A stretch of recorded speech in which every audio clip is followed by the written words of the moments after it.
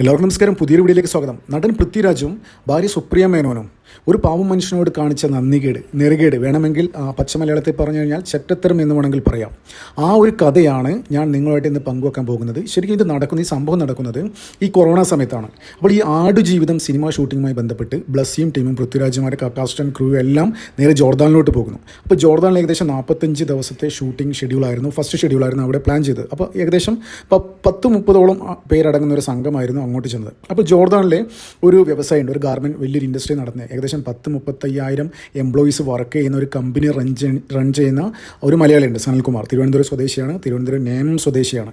അപ്പോൾ സ്വാഭാവികമായിട്ടും അവിടെ എത്തുമ്പോൾ അവിടെ വെച്ച് ഈ സിനിമയുടെ ഷൂട്ടിങ്ങിൻ്റെ പൂജ സെറിമണി നടന്നു. അപ്പോൾ എന്താ പറയുക, പൂജ സെറിമണിക്ക് മെയിൻ ചീഫ് ഗസ്റ്റായിട്ട് വിളിച്ചത് ഈ സനൽകുമാർ എന്ന് പറയുന്ന ആളാണ്. ഈ സനൽകുമാർ ചില്ലറക്കാരനല്ല. ഞാൻ ആദ്യം പറഞ്ഞാൽ 35,000 പേര് ജോലി കൊടുക്കുന്ന ഒരു സ്ഥാപനം നടത്തുന്ന ഒരാളാണ്, അതിൻ്റെ ഓണറാണ്. അവിടെ ജോർദാനിലെ കിങ്ങിൻ്റെ പോലും, അവിടെ പാലസിൽ പോലും ഡയറക്റ്റ് ആക്സസിലുള്ള ഒരു വ്യക്തിയാണ്.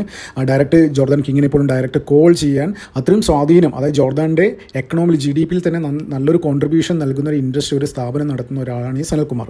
അപ്പോൾ ജോർദാൻ ഭയങ്കര ഫേമസ് ആണ്. അപ്പോൾ സ്വാഭാവികമായിട്ടും ഈ ടീം എന്താ പറയുക, ആടുജീവിതത്തിൻ്റെ ടീം അവിടെ ചെല്ലുമ്പോൾ പൂജയ്ക്ക് വേണ്ടിയിട്ട് ചീഫ് ഗസ്റ്റായിട്ട് ഇദ്ദേഹത്തെ വിളിക്കുന്നു. അപ്പോൾ ഇദ്ദേഹം വരുന്നുള്ള കാര്യങ്ങളാണ്. ഷൂട്ടിംഗ് തുടങ്ങി ഏകദേശം ഒരാഴ്ച കഴിയുമ്പോൾ ഇതെന്താ പറയുക, കൊറോണയും ഈ കാര്യങ്ങളൊക്കെ ആയിട്ട് മൊത്തം ഷൂട്ടിംഗ് ഇവർ ജോർദാനിലെ മരുഭൂമിയിൽ അകപ്പെട്ടു പോകുന്നു.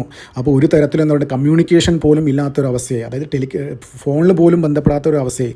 അപ്പോൾ എങ്ങനെയൊക്കെയോ ബ്ലസ്സിക്ക് അവസാനം ഈ സനൽകുമാറുമായിട്ട് ബന്ധപ്പെടാൻ പറ്റുന്നു. അപ്പോൾ സനൽകുമാർ എന്ത് ചെയ്യുന്നു, അവർ ഫുൾ വണ്ടിയൊക്കെ അയച്ചിട്ട് ഇവരെല്ലാവരെയും, അതായത് 10-30 പേര് അടങ്ങുന്ന കാസ്റ്റ് ആൻഡ് ക്രൂ എല്ലാ സംഘങ്ങളെയും നേരെ വിളിച്ചിട്ട് അവർ വീട്ടിലോട്ട് കൊണ്ടുപോയി. അപ്പോൾ അവിടെ ആ വീട്ടിൽ ഏകദേശം ഒരു മാസക്കാലം പൃഥ്വിരാജും ഈ സനൽകുമാറിൻ്റെ വീട്ടിൽ പൃഥ്വിരാജും ബ്ലസ്സിയും താമസിച്ചു. കൂടിയുള്ള ബാക്കിയുള്ള 25-28 പേർക്ക് ഈ സനൽകുമാർ എന്ന് പറയുന്ന ആൾ അക്കോമഡേഷൻ ഏർപ്പെടുത്തി. ഫുഡ് എല്ലാം, 4 നേരം ഫുഡ്, അവർക്ക് വേണ്ട എല്ലാ സൗകര്യങ്ങളും, ഒരു മുടക്കവും ഒന്നുമില്ല കേട്ടോ. എല്ലാ കാര്യങ്ങളും അവർക്ക് എന്താ വേണ്ടത്, അവർ യഥാർത്ഥ ലൈഫിൽ, നോർമൽ ലൈഫിൽ എങ്ങനെയാണോ ചിലവഴിക്കുന്നത്, എന്തൊക്കെ കഴിക്കും, അതൊക്കെ എല്ലാം അറേഞ്ച് ചെയ്ത് കൊടുത്തു ഈ സനൽകുമാർ. അപ്പോൾ ഇതിനുശേഷം ഇപ്പോഴും ആ സമയത്തും എന്താ പറയണ്ടത്, അവർക്ക് ഇങ്ങോട്ട് വരാനുള്ള ഒരു സാധ്യത ഉണ്ടായിരുന്നില്ല. ഈ കൊറോണ സമയത്തായാലും ട്രിപ്പിൾ ലോക്ക്ഡൗൺ അങ്ങനെയുള്ള സമയത്തായിരുന്നു ഇവരുടെ ഷൂട്ടിംഗ് അവിടെ.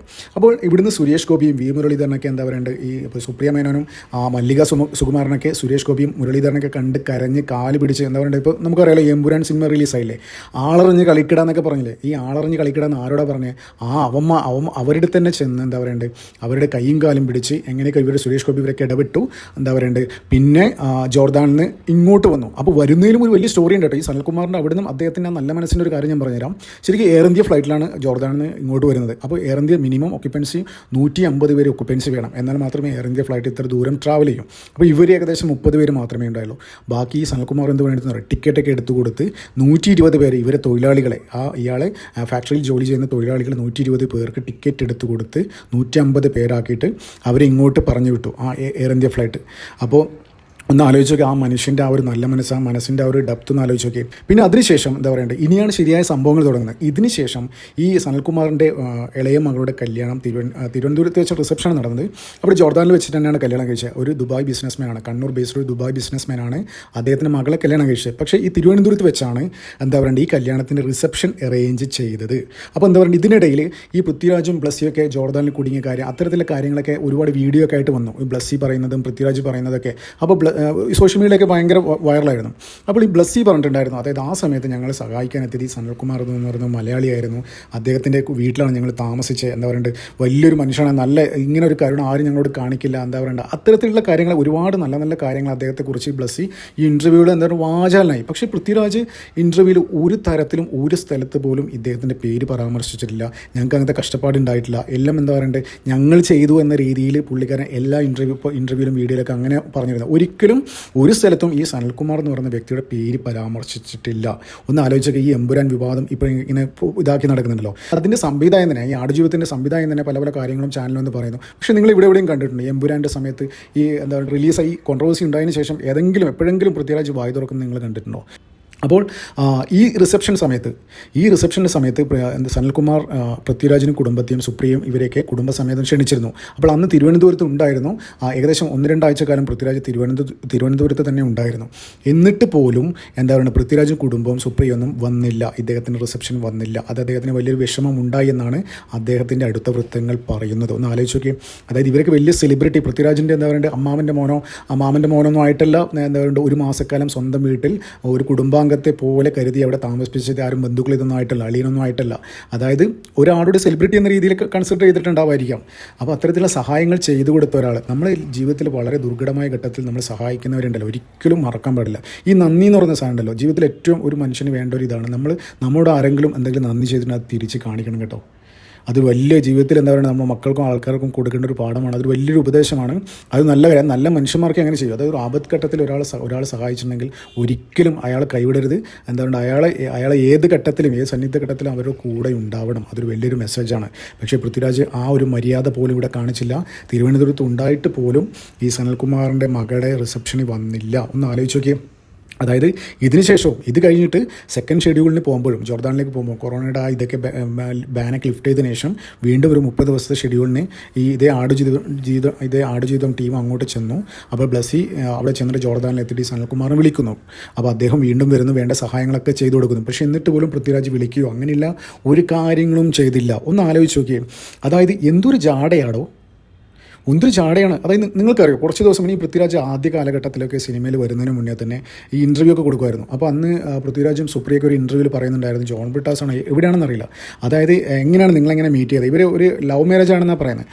അപ്പോൾ ഇങ്ങനെ പൃഥ്വിരാജ് ചില സ്ഥലത്ത്, പൃഥ്വിരാജ് സുപ്രിയ ഇങ്ങനെ മെൻഷൻ ചെയ്തിട്ടുണ്ടായിരുന്നു, അതായത് ഞാനിങ്ങനെ ഒരു സൗത്ത് സ്റ്റാറിൻ്റെ, ഒരു മലയാളി സ്റ്റാറിൻ്റെ ഒരു ഇൻ്റർവ്യൂ എടുക്കാൻ വേണ്ടിയിട്ട് ഇങ്ങനെ ഓടി നടക്കുമായിരുന്നു. അതായിരുന്നു പുള്ളിക്കാർക്ക് കിട്ടിയ ടാസ്ക്. അപ്പോൾ ഞാനിങ്ങനെ അന്വേഷിച്ചുകൊണ്ടിരിക്കുന്നത് ആരായിരുന്നു നന്നായിട്ട് ഇംഗ്ലീഷ് സംസാരിക്കുന്നതെന്ന്. അപ്പോൾ പുള്ളിക്കാർക്ക് അറിയാൻ പറ്റിയത് മലയാള സിനിമയിൽ അല്ലെങ്കിൽ സൗത്ത് ഇന്ത്യയിൽ തന്നെ ഏറ്റവും കൂടുതൽ നന്നായിട്ട് ഇംഗ്ലീഷ് സംസാരിക്കുന്ന പൃഥ്വിരാജാണെന്ന് അറിയാൻ പറ്റി. അപ്പോൾ അങ്ങനെയാണ് എന്താ പറയുക, ഇൻ്റർവ്യൂ എടുക്കാൻ പൃഥ്വിരാജിൻ്റെ വീട്ടിൽ ചെല്ലുന്നു. അപ്പോൾ അങ്ങനെ കണ്ടുമുട്ടി. അതൊക്കെയാണ് ഇവരുടെ പാസ്റ്റ് എന്ന് പറയുന്നത്. അപ്പോൾ ഒന്ന് ആലോചിക്കുക. അപ്പോൾ അതിനുശേഷം ഇവർ കല്യാണത്തിന് ശേഷവും പല ഇൻ്റർവ്യൂകളിലും അത് പൃഥ്വിരാജിനെ പറയുന്നുണ്ടായിരുന്നു. അതായത് പുള്ളിക്കാരന് ഡ്രീമുണ്ട്, വലിയ ഡ്രീമുണ്ട്, എനിക്ക് കുറച്ച് കാലം കഴിഞ്ഞ് കഴിഞ്ഞാൽ മലയാള സിനിമയുടെ അംബാസഡർ ആവണം. മലയാള സിനിമ എന്ന് പറയുമ്പോൾ പൃഥ്വിരാജിൻ്റെ മുഖം എല്ലാവർക്കും ഓർമ്മ വരണം. ആ ഒരു പൊസിഷനിലേക്ക് എനിക്ക് എത്തണം. അതിനുവേണ്ടി ഞാൻ ഹാർഡ് വർക്ക് ചെയ്തുകൊണ്ടിരിക്കുകയാണ്. ഊണിലും ഉറക്കത്തിലും ഈ സിനിമ എന്നുള്ള ഈ ഒരു വിചാരം, ആ ഒരു ആഗ്രഹമൊക്കെ മനസ്സിൽ കൊണ്ട് നടക്കുകയാണെന്നൊക്കെ പറയും. ശരിയാണ്, അത് നല്ലൊരു കാര്യമാണ്. ഏതൊരാൾക്കും എന്താ പറയുക, സക്സസ് ആവണമെങ്കിൽ ഊണിലും ഉറക്കത്തിലും എന്താ പറയുക, അതിനെക്കുറിച്ച് ചിന്ത വേണം. അതായത് ഈ അബ്ദുൽ കലാം പറഞ്ഞ മാതിരി നമ്മൾ ഈ സ്വപ്നം എന്ന് പറയുന്നത് രാത്രി കിടന്നുറങ്ങുമ്പോൾ കാണുന്നില്ല, നമ്മൾ സാധാരണ നോർമൽ ടൈമിൽ നമ്മൾ എന്താ പറയുക കണ്ടുകൊണ്ടിരിക്കേണ്ട ഒരു സംഭവമാണ്. അതിനുവേണ്ടി നമ്മൾ പ്രവർത്തിക്കണം. ഇതൊക്കെയാണെന്ന് അബ്ദുൽ കലാം സാർ പറഞ്ഞത്. ശരിയാണ്, പൃഥ്വിരാജ് എന്താ പറയുക, പൃഥ്വിരാജിന് കുറ്റം പറയാൻ പറ്റില്ല.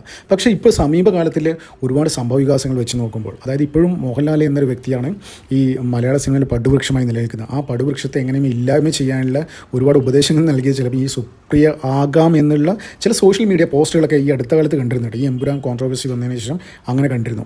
അപ്പോൾ ചിലപ്പോൾ ആകാം, അതായത് ഈ പുള്ളിക്കാരനെ കൊണ്ട് ഒറ്റയ്ക്ക് ഇത്തരം കാര്യങ്ങളും ചെയ്യാനുള്ള ആംബിയർ ഉണ്ടാവില്ല. പക്ഷേ ഈ പുള്ളിക്കാരാണ് എല്ലാം ചെയ്യുന്നത്. കഴിഞ്ഞ ദിവസം മറ്റേ ഹിമവിൽ ഭദ്രാനന്ദ എന്ന് പറയുന്ന ഒരു സ്വാമി ഒരു ഇൻ്റർവ്യൂവിൽ പറയുന്നുണ്ട്, ഈ പുള്ളിക്കാരാണ് പൃഥ്വിരാജിനെ കൊണ്ട് എല്ലാം ചെയ്യിപ്പിക്കുന്നത്. ബേസിക്കലി സുപ്രിയമേനൻ എന്ന് പറയുന്ന ഒരു അർബൻ നെക്സലാണ്. അപ്പോൾ എന്താ പറയണ്ടത്, ഇവരൊക്കെ ഇത്തരത്തിലുള്ള ആൾക്കാരാണ്. അപ്പോൾ ഇവർ പാവങ്ങൾ ടിക്കറ്റ് എടുത്ത് എന്താ പറയണ്ടത്, ഒരു ദിവസം അരി വാങ്ങാൻ മാറ്റിവെച്ച കാശായിരിക്കും, അതെടുത്തിട്ടായിരിക്കും ഇവന്മാരുടെയൊക്കെ സിനിമ കാണുന്നത്. അപ്പോൾ ഇവന്മാരുടെയൊക്കെ ജാട ഒന്ന് ആലോചിക്കുക. എന്തായാലും ഈ പൃഥ്വിരാജും സുപ്രിയമേനനും ഈ സനൽകുമാർ എന്ന് പറയുന്ന വ്യക്തിയോട് ചെയ്തത് വെറും ചെറ്റത്തരായിപ്പോയി, നന്ദികേടായിപ്പോയി, നെറികേടായിപ്പോയി.